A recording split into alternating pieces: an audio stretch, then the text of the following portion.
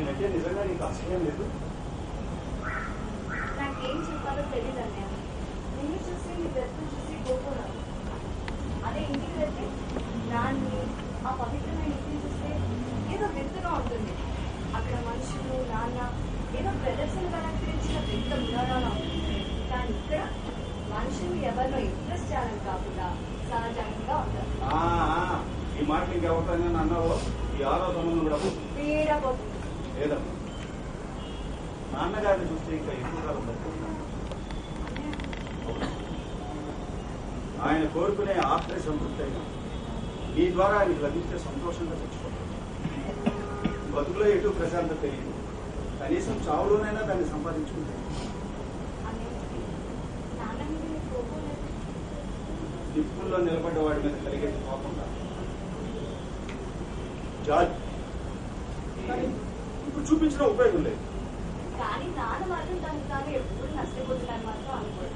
అది ఆయన అదృష్టం అమ్మా. నాకు కాలేజ్ కావాలి. మా కాలేజ్ ఫ్రెండ్స్ అంతా పిక్నిక్ వెళ్తున్నాము. నాన్నని అడగలేదు. అడిగితే ఇవ్వలేకపోయామని కాదు.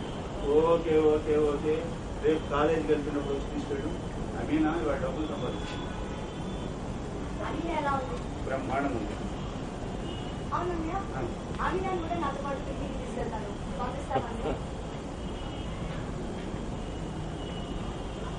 అమీనాని కాలేజీ స్టూడెంట్స్ ఇంటికి తీసుకెళ్తావా?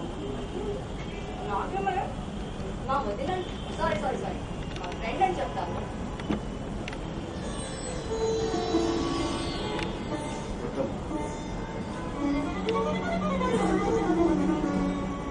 నీకు అలాంటి ఫ్రెండ్ ఉండడానికి వీలే.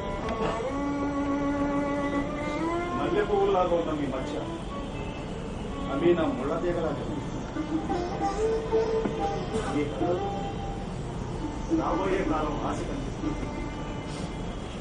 దాని కళ్ళల్లో ఖర్చు అయిపోయిన కాలం అలసట కనిపిస్తుంది. మీ శరీరాల్లో ముందు కాలపు అనుభవాల వేడి కనిపిస్తుంటుంది. దాని శరీరం గడిచిపోయిన కోరికల క్రూరత్వానికి ఒదిగిన చదువురాయిలా ఉంటుంది. 1000 మంది మధ్య కూడా అది ఒంటరిగా ఉండగలుగుతుంది. కోశపెట్టే ఈ ప్రపంచంలో ఏకాంతం అనుభవించే తపస్వి అమీనా.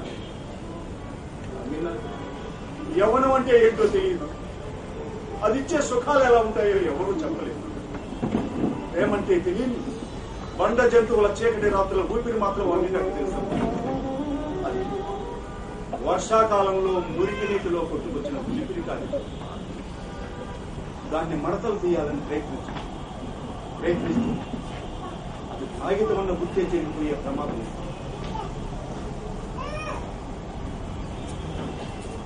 దాన్ని అలాగే ఉన్నాయి.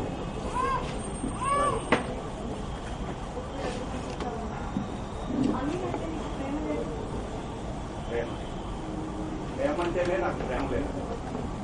లేకపోతే అమీనాని ప్రేమగా చూసుకునేవాడు. ప్రేమ సబ్బు గొడవలో కనిపించే రంగుల ప్రపంచం. వెళ్ళమ్మా, చాలా టైం అయిపోయింది.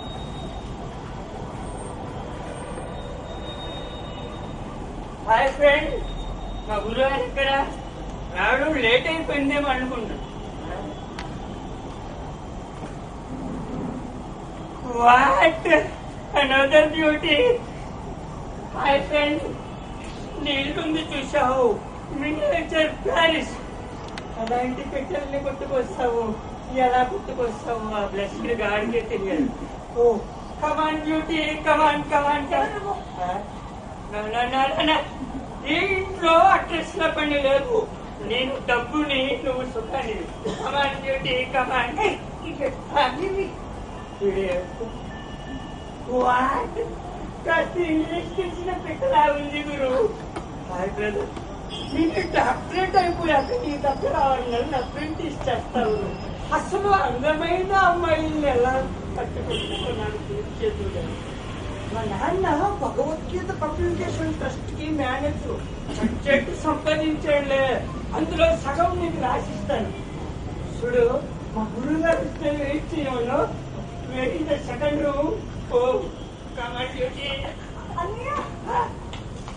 అన్నయ్య అన్నయ్య కన్నయ్య. చేసే ఇలాంటి చోట అలాంటి బూతు మాటలు మాట్లాడకూడదు. ఏ మావో బావో అయితే బెటర్. చంద్రధర్ సార్, మీ సంతోషం చూస్తుంటే నేను ఉక్కిరి బిక్కిరి అయిపోతున్నాను. కానీ దురదృష్టవశాత్తు అన్న చెల్లెలు నీ చెల్లెలేనా? లక్ష్మీసి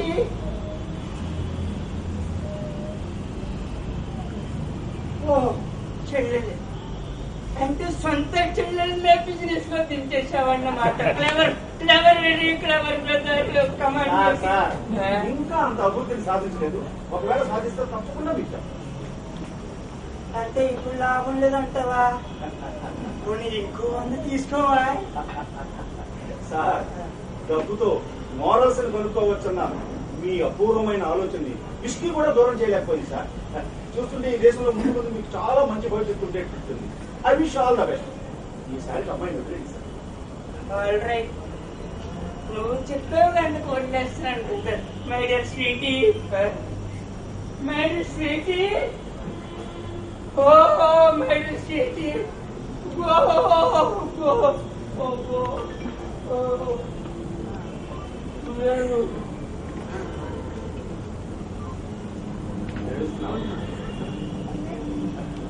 సబవైన మాట చెబితే రక్షణ దొరికే చోటు ఇది ఒక్కటేనమ్మా. ఈ నిజాయితే బయట ప్రపంచంలో ఎక్కడ కూడా ఇది నిజాయితీ అంటావా? అవునమ్మా.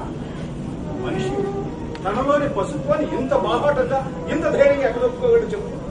మనం పెట్టుకునే సామాజికమైన గుర్తులకి అన్న, చెల్లెలు, స్నేహితులు, ఈ గుర్తులకి ఇంత గంభీరంగా ఎవరు పొందుతారు చెప్పమ్మా. ఇది కారడవిలో క్రూర జంతువులని రిఫైన్డ్ బ్రోతల్.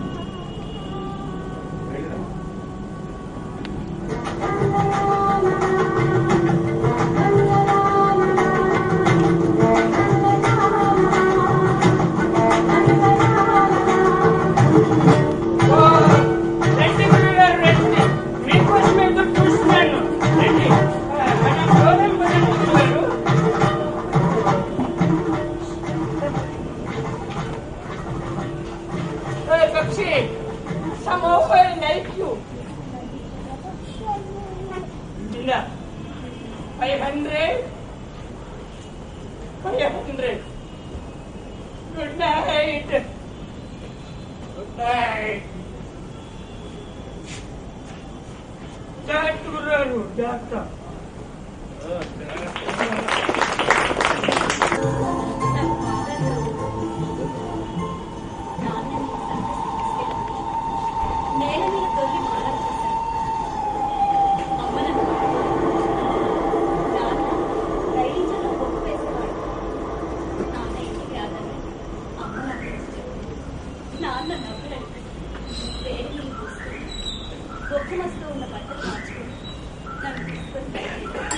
మొత్తం మీద పట్టిన పట్టు సాధించామన్నమాట. తీసుకెళ్ళడం వరకు సాధించాం. సర్కస్ చూడాలని మా ఇంటికి దగ్గరగా కనిపిస్తుంది. నాన్నని రోడ్లన్నీ తిప్పాడు, ఎక్కడెక్కడో నడిపించాడు. నాన్న చెప్పాడు, ఎందుకుంటూ నచ్చాడు. సర్కస్ మొదలైన అరగంటకి గుడారం దగ్గర తీసుకొచ్చి టికెట్లు అయిపోయాయని చెప్పాడు. చెప్పాడు ఆ రోజు అర్థం కాదు. జేబులో డబ్బులు లేకపోతే చెప్పలేకపోయాను. నన్ను సర్కస్ తీసుకెళ్ళలేకపోయాను. ఎన్నోసార్లు బాధపడ్డాను. నిన్ను కావాలంటే నేను సర్కస్ తీసుకెళ్తాను. జీవితంలో దక్కించుకోలేని మొదటిది నాన్న ఓ రోజు రైలు పట్టాల మీద నడుస్తుంది. వెనక నుంచి వచ్చే రైలు మీద చూసుకోలేదు. 2 కాళ్ళు తెగిపోయాయి. అదే తర్వాత మీరంతా చాలా బాధపడుతారే. అప్పటి నుంచి సుఖంగా బ్రతకడం ప్రారంభించాను. మా అమ్మ చాలా ఆనందంగా ఉండేది. మా ఇంటికి చాలా మర్చిపోయేవాడు. నాన్న మీద జాలి చూపించి అమ్మ అందానికి ముడుపులు చెల్లించేవాడు. ఆపదలో ఆడదానికి శరీరం కలిసి అప్పుడే నాకు అర్థం. నాకే బాధ అవినా, దేవుడు ప్రత్యక్షమై నేను వరం కోరుకోమంటే ఏం కోరుకుంటావు? నాన్న నన్ను సర్కస్ తీసుకెళ్ళి ఆయన చేతిలో మొదటి రూపాయిని కోరుకుంటాను. నాకు నా మనసుకు తెలిసిన మొదటి కష్టం కష్టం అదే. తర్వాత వచ్చిన మొదటి దాంతో పోల్చుకునేదాన్ని. అమ్మ చనిపోతూ ఆఖరిగా చెప్పిన మాట ఏంటి? జీవితంలో ఆత్మహత్య చేసుకోవటం మన జన్మ హక్కు. ఎప్పుడు ఏ కష్టం వచ్చినా దాన్ని పోగొట్టుకోకు అని. చాలా విచిత్రమైన మనిషి మీనా. ఏంటలా పిచ్చిదాన్ని. నిజంగా నా మాట నమ్ముతున్నావా? రోజు రాత్రి అలసిపోయేప్పుడు చల్లటి గొంతులో కళ్ళిపోయి ఆ పసివాడి గురించి కలలు ఎంత బాగుంటుంది. మన బ్రతికే రోజు రేపు రావని అనుకోవడంలో ఎంత సుఖం ఉంది. ఏ ప్రపంచంలో అమీనా ఉండకూడదు. వాళ్ళ అర్థం వాడి కొడుకు తరానికి పాకకూడదు అనుకోవడంలో నా కొడుకు సర్వీస్ వెళ్ళాలని ఆశపడ్డం ఎంత ఆనందం. నా కొడుకు ప్రతిదించాలి. అమినా, నేను నీ కొడుకునిచ్చేదా? నువ్వా? ఏ నేనే? నీ కొడుకు ఇలాగే చదువుకోవాలి, బాగుపడాలి. కొడుకు మెదడు శరీరం ఉంటే చాలు.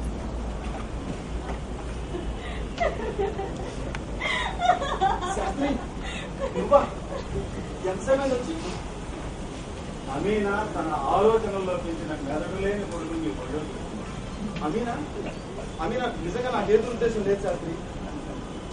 అదేరా నీ బలహీనత. దురుద్దేశం ఉంటే ఇక్కడ ఎందుకుంటావురా? ఏయ్, అమీనా వాడిని కావాలా? ఇప్పటి వరకు ఎక్కడికి వెళ్ళా? నోర్మై చెప్పరా, అమీనా నీకు కావాలా? ఏంట్రా ఈరోజు అలా మాట్లాడుతున్నావు? నీ వల్లే.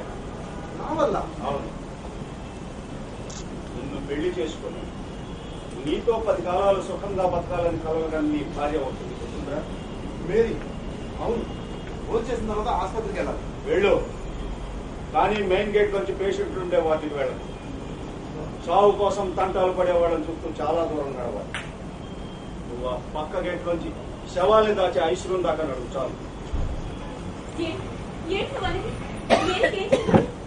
శాస్త్రి, ఆశ మాత్రమా? మేరీ నిన్న బానే ఉంది. అవునరా, నిన్నటికి ఇవాటికి మధ్య మృత్యు ఉంది. శాస్త్రి, ఇప్పటిదాకా అక్కడే కూర్చొని వస్తున్నాను. చచ్చిపోవాలని 10 రోజులుగా ఎంత తొందరపడిందో చచ్చిపోయే 10 నిమిషాల ముందు చెప్పింది.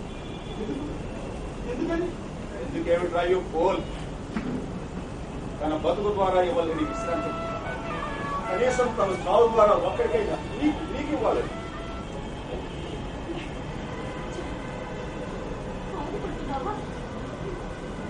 మేరీ ఇంత తొందరగా చచ్చిపోతున్నాను అనుకోను. చిన్నతనంలో మేము అమ్మ సరదాగా గడిపేవాళ్ళం తెలుసు. గోదావరి ఒడ్డుకు పారిపోయి ఒకరి చేతిలో ఒకరు చేసుకుని గంటలు తరబడి కూర్చునేవాళ్ళు. నాకు చదువు అంటే ఇష్టం. పెద్ద చదువు చదవాలని తెలుసు. తను చదువు మానేసింది. ఎందుకో తెలుసా? చదువు పట్ల నేను సంపాదించుకోవాలనుకున్న గర్వం మా ఇద్దరిలో నేను ఒక్కడే అనుభవించాలి. మా మామయ్య నాకు ఇచ్చి పెళ్లి చేయడం తెలుసు. ఇంట్లోంచి పారిపోయి వచ్చేసింది. నాకు ఉద్యోగం లేని రోజు కంచంలో అన్నం పెట్టి పాలు వడ్డించమని అడగకూడదని ఖాళీ గిన్నెల వైపు చూస్తూ ఏ దేవుళ్ళకి పుచ్చుకునేది. దాని కళ్ళల్లో భయాన్ని కనిపెట్టి నా కడుపు నిండిపోయినట్టు నటించేవాడు. ఇద్దరు తృప్తిని ఎంతో గొప్పగా నటించేవాడు.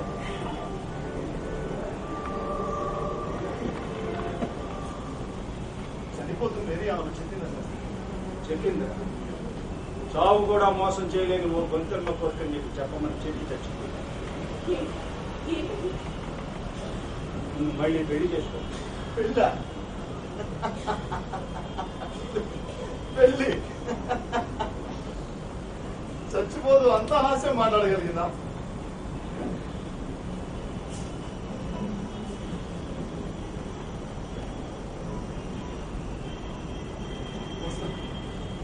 వేరే చదువుతాను. చాలా పని ఉంది. ఎందుకు మీనా? చచ్చిపోయిన వాళ్ళకి సాయం అక్కర్లేదు. అది వస్తానన్నది నీకోసమేరా. నేను చెప్పేది నా గురించేరా. రే జాన్, చావు మన లాంటి వాళ్ళకి చాలా ఖరీదైన వినోదం. మేరీ శవాన్ని పొడ్చడానికి డబ్బు కావద్దురా? ఆ విషయం మర్చిపోయాను. ఉంటే ఇయ్యి. మీనా వాడు 500 ఉంటాయి. మేరీ లాంటి వాళ్ళు చావులో కూడా ఉపకారమే చేస్తారు. మళ్ళీ అమ్మ కడుపులో పడుతున్నావు. 9 నెలలు జానెడు పట్టలో ఊపిరి కోసం గిలగిల్లాడుతూ చూడబోయే లోకం గురించి కలలు కంటూ కొట్టుకుంటూ ఉంటే తనను చూసి తన బాగును ఊహించుకునేవాళ్ళని చూసి ఆనందంగా నవ్వుకుంటూ మరో 10 ఏళ్ళు విశ్రాంతి. ఆ తర్వాత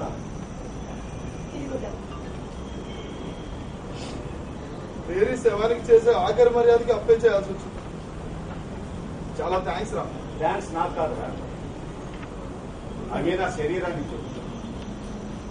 కావాలంటే ఇవాళ అమీనా నీకు.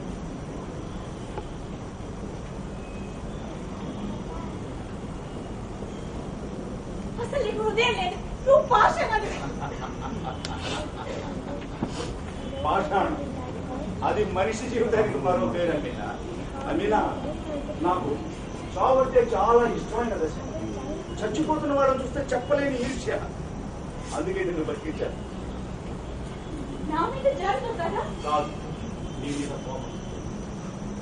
నీ శరీరం కోసం, తమ చీకటి అవసరాల కోసం ఇంతమంది ఆత్రంగా ఎదురు చూస్తుంటే చచ్చిపోవాలనుకోవడానికి ఎంత ధైర్యం నీకు?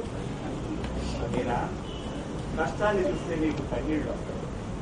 నాకు కోపం వస్తుంది, రక్తం మరుగుతుంది. 50 ఏళ్ళుగా నాన్న పేదరికాన్ని మంచితనాన్ని భరిస్తూ బతికిన మమ్మల్ని ఎత్తుకు జోలపాడి నమ్మకి కళ్ళు చేతులు పనిచేయటం ఎందుకు పనిచేయాలి? లేని ఆసుపత్రి మంచం మీద ఒంటరిగా ఎందుకు చచ్చిపోవాలి? అందంగా 60 ఏళ్ళు బతకాల్సిన ఆడపిల్ల ఆత్మహత్య కోసం ఎందుకు?